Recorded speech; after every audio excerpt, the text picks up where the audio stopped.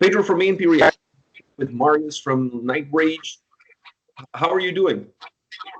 I'm doing fine, man. Considering the situation, we are things are pretty tough here. Used to be a lot of tougher before, but now things getting a little bit better now. So we are hoping that this thing will eventually, go away and we can go back to normality. Everybody's on that same boat. Everybody's hoping to see that light at the end of the tunnel so we can go back to live shows, kicking ass and taking names. Looking forward to that, actually. I miss going to shows and hang out with my friends and all that stuff. So I'm looking forward to that. So 2020 is a year where Nightrage celebrates 20 years of existence. That's a long time. You guys have been around for a long time, or an iconic band. When you look back at those 20 years, how would you describe to somebody the path that you've taken with the band across this journey of, like I said, 20 years? A great journey for me so far. I mean, and a lot of ups and downs here and there, but never lost the passion for playing the music. This is the first thing for me. I mean, and that's the reason actually I'm playing music, because I love it to the death, And for me, Nitrate is it's a great story for me, because I started the band in Thessaloniki, Greece, with my friend Gus, and then I took the decision to move permanently in Sweden, because I wanted to have more possibilities for Nitrates and for my music, because I couldn't find well-minded musicians here in Greece at that time. And also at that time, my old band disbanded, Exhumation. So I was really sad, and I wanted to find something else. And Nitrates was the outlet for me to start this whole thing. And also the decision that I made to move in Sweden, and I lived there for 13 and a half years, to find a better future actually for Nightrage. Let's start off with that first kick of the can, if you will, with you and Gus G back in 2000 with your first demo. How was it in those early days of the two of you getting this band off the ground, creating those first couple? I'm not even talking about the first album yet. I'm just even the demos. The demos, yes. It was like I said before. It was exactly after my old band Exhumation split up. We actually did 3 albums with this band, all of them recorded in Sweden. For some people, they don't know that. So that actually for me, that was the beginning, and a big school for me, because I met Fredrik Nordstrom from Studio Fredman and Dan Swano from Unisound Studios. We recorded the albums there. And when Exhumation stopped, disbanded, I had I needed to do something with the music, and at that time I remember I met Gus, and he was like very passionate about the music and all that stuff, and he actually was a fan of Exhumation.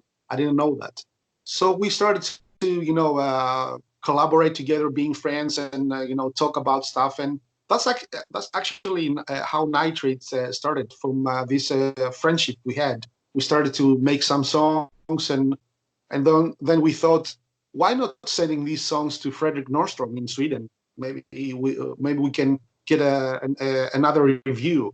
So let's see what he says. And he actually really liked the songs when we sent him the demo songs, and he was really happy with the songs. And that for me was the confirmation that I needed, actually, to know that we are doing something right.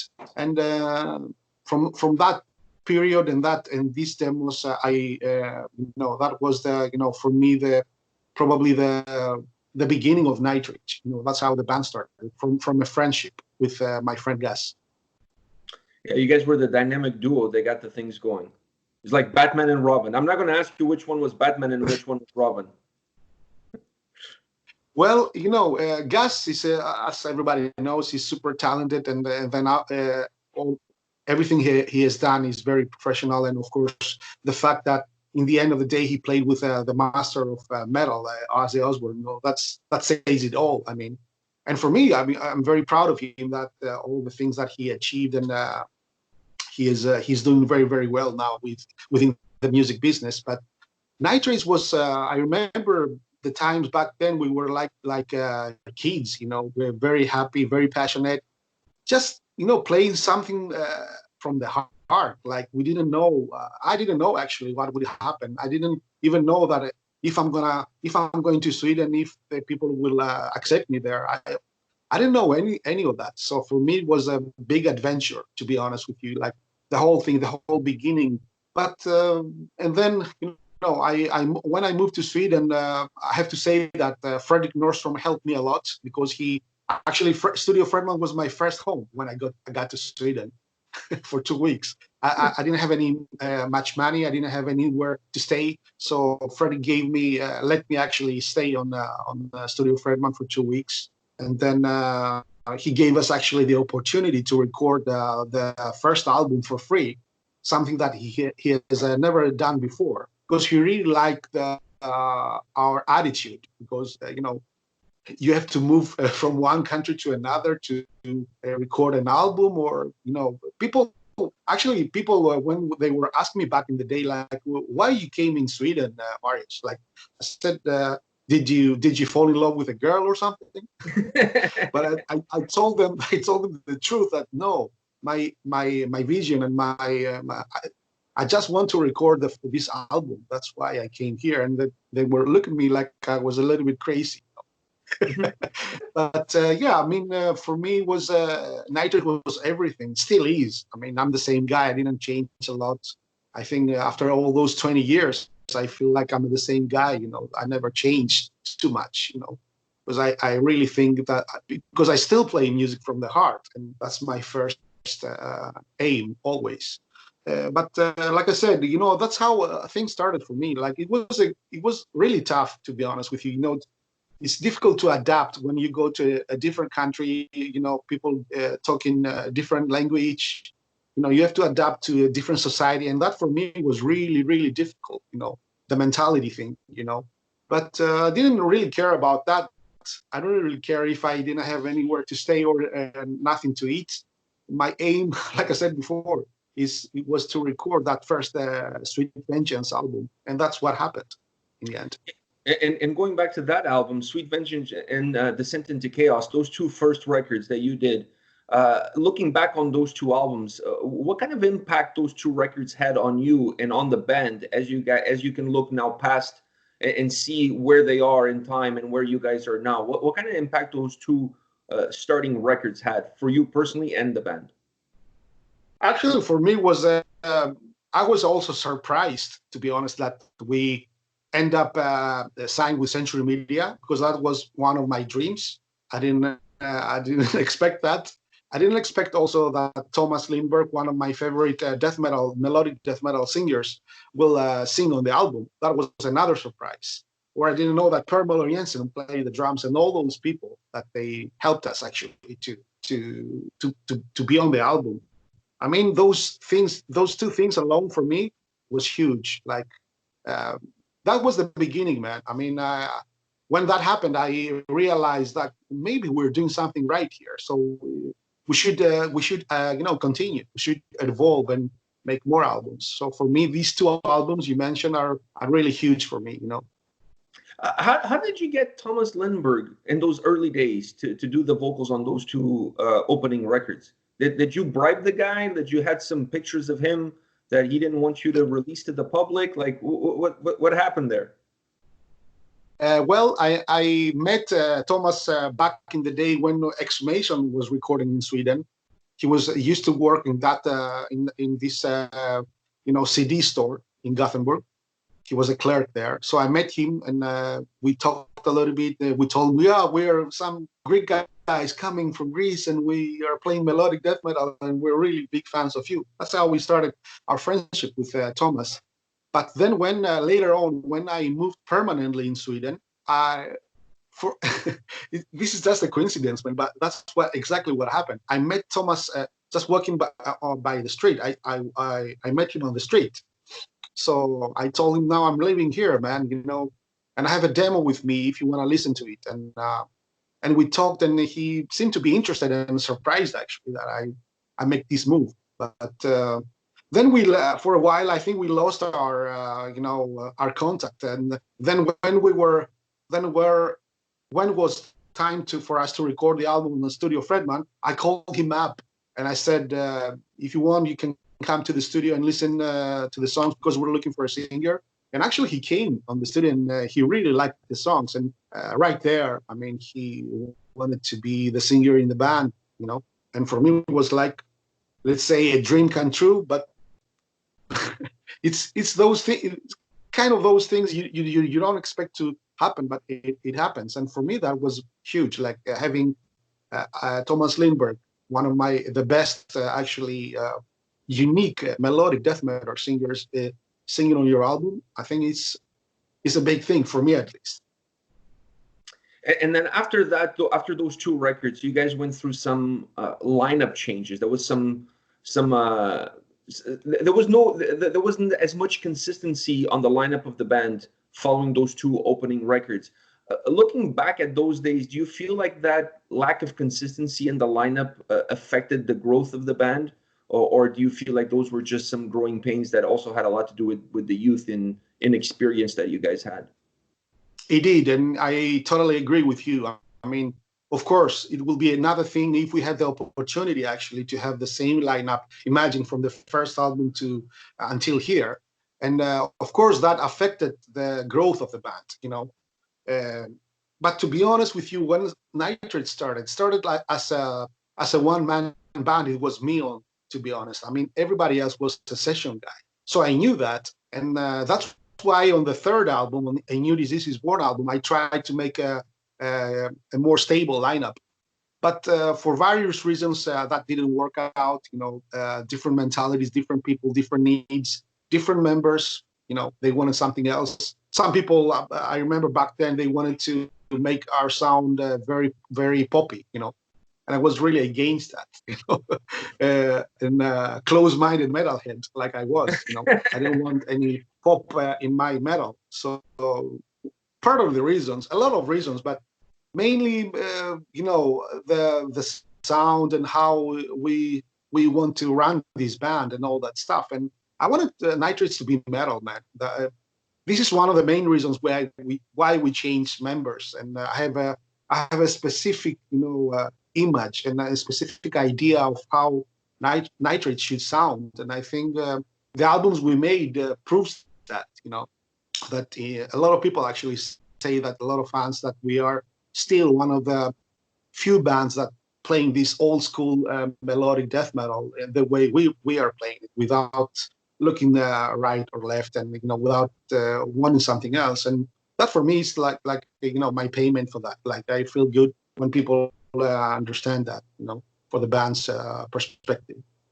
Once you guys got into the Puritan, this is when Roni came into the picture with the band. First of all, where did you discover him, and what was about his voice that made you feel like this is the guy that we need in Nightrage in order to get the right vocals for the future albums?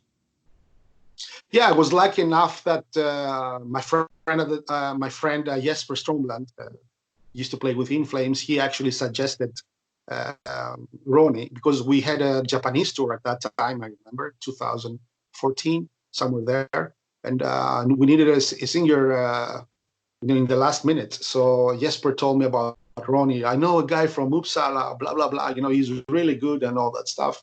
And then that's how we met with Roni. And from that moment until here, I'm very happy with Roni. He's an amazing singer, amazing frontman, a good friend. We're in the same page. It's like the member that I was looking for all these years. He has all these qualities. Like we're like brothers in a way. He understands me and I understand him, and that's the most that's the thing you need when you're in a band. You need a friend, someone that understands you, and then I think it's so much easier to create music together. And Roni is awesome. I'm very happy with him. And actually, he came in a time when things were a little bit tough for me. It was like I was skeptical actually about Nitrate's future and all that stuff. from all these bad, let's say, experiences we had with these lineups, and I was a little bit burned out, to be honest. So Ronnie came in and gave me new confidence and new energy, and I want to thank him for that. He, in a way, he pushed Nitrates to another level, I think. So I'm very happy with that decision, with Ronnie Iliopoulos. So am I, because he has great voice, great vocals, great frontman, and I really feel like he delivers the right vibe that the music has. He's the perfect outlet for the energy that the band has when you guys are playing. So that was a wise decision. Definitely. And after that, Magnus Söderman came in the picture, the other guitar player. He's an awesome guitar player, very good songwriter, and we clicked together, very well. It was Ronnie's suggestion, actually, Magnus. And also the same thing with Franco, our bass player. The bass player, we have Francisco Escalona. He's also, actually, Ronnie and Franco, they have another hardcore band called Always War. So that's how Frank also came in the picture, and we became really good friends. And the last guy that came into the band, Dino, George Stamoglu, is an amazing drummer from Greece that I actually found. He came in one day. He came in the studio that I'm working in, the recording studio, and he started to play drums, and I was blown away. Like, what is that? Like, why are you playing like that? He was only 22, 23 years old. Amazing drummer, and amazing guy too. So I think Nitrates now, we have a very good lineup with friends and people that they taking this thing very seriously, and we're in the same page, and I'm very happy for that. With the latest album, Wolf to Man, do you feel like that's the ramp that you guys need in order to push the band for another 20 years?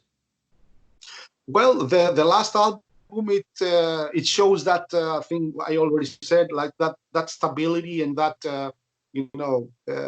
this good atmosphere that we have now in the band. We can actually listen that to the album, because everybody put his own ideas. We are a band, it's not Marios and the other guys. It's a band. Nitrates is a band, and that's exactly what I wanted from the beginning, to be a band. Even though I'm of course I'm doing a lot of work, and besides that, like social media and all that stuff. But it's everybody has his own role, and everybody doing the right thing. So I think there is a future with these guys. I feel that there is a good future, and we're feeling very inspired when we are writing music together. We already, actually, maybe you don't know that, we already have 12 new songs now for the next album. So we are about to record drums in August, and in Studio Fredman. We're going back to Studio Fredman this time, and we are very inspired. So I see a lot of there is a light at the end of the tunnel for this band, for sure. Well, that's good to know that you guys are already working on some new material for a new album. So I'm assuming that you're targeting 2021 as the date for the new album release. Yeah, and the good thing is that we already signed another deal with our label Despot Records for 2 more albums. So they are planning to release the album on the beginning of 21. So we can wait for that, man. Oh man, neither can I. That's something that is talking about a light at the end of the tunnel. There's a big light at the end of this tunnel. A new Nightrage album to start off 2021. We need all the positive news that we can get during these crazy times. You know what I mean? Yeah, we have some other cool news. Like you said, 2020 is the 20th anniversary of the band, and recently we released an ebook with some quotes from people in the business talking about Nitrate, and we give this for free for all our fans to download and read what other people have to say. We have to thank them, all of them, that they took the time. Thank you guys for doing that. I really appreciate it. I don't take it for granted, never. Even that interview, even the smallest interview, I never take it for granted. For me, it's a huge honor. It's I feel grateful, man, to do that. Well, honestly.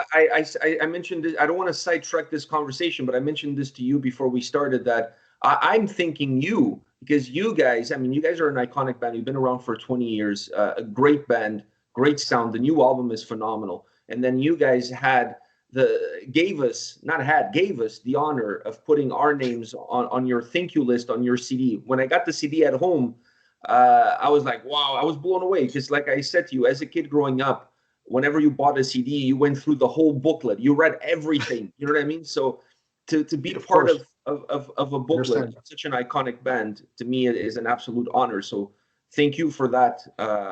We really appreciate it. Both of us really appreciate it. Thank you. But wait for for the next album. Hey, you know, my son wears the T-shirt that you sent him like all the time. So he's a huge fan. He's always promoting Nightrage everywhere we went. This past summer, Praise to him, man. He's an awesome kid, man. I love him. Tell yeah, him. he's always wearing. He's very proud of his Nightrage T-shirt. He wears it. He wears it all the time. I saw that. I see that. Actually, it's really cool, man. Thank you. Yeah. He's always repping Nightrage. Doesn't matter where he goes. He wears that shirt like almost weekly. He wears that shirt. At least to me, it feels like he's wearing it all the time. I hope he's actually putting it to wash once in a while, but I'm not sure. You know how kids are. I have to ask you a very difficult question, which is in this 20-year history, as you look back, what is the album that, in your opinion, reigns supreme? I know this is a difficult question because every album perhaps is like a child to you, but if you had to pick one, which one do you feel is the one that has perhaps the top spot on your heart? That's actually a tough question, man. Really tough, because I'm like you said, and it's a cliche answer. I know everybody says that, and probably it's the truth because everybody feels like that. That all the albums, all the songs that they made is their own babies, and that's how I feel too. You know, I see every album and I understand the songs, and I realize this is us and this is what we love to do. You know, but if you want me to choose one album, that's a difficult one, of course, to answer. But I would say it's between the first and the last album, because the first album is the beginning of the band, and this is how we started, and we take things further later. And the last, because of the lineup we have now, and now because I love every guy now in the band, and everybody's doing an amazing work. Okay, maybe I would say the Wolf to Man, then, you know. And that actually answer changes from time to time. You know, maybe if you ask me in 2 years from now, I will say something else. But I would say the last album, because of the obvious reasons, like explained before, like the members and the mentality and the atmosphere in the band is perfect right now. So I'm very, very, very happy with that. In your career, which album was the one that gave you the hardest time to put together? Which one was the most difficult one to find? It was definitely Sweet Vengeance, because we, like I said, Freddie gave us the studio for free. He said you can work in hours that not other bands don't record. So we recorded in night times, and took a long time actually to record that album.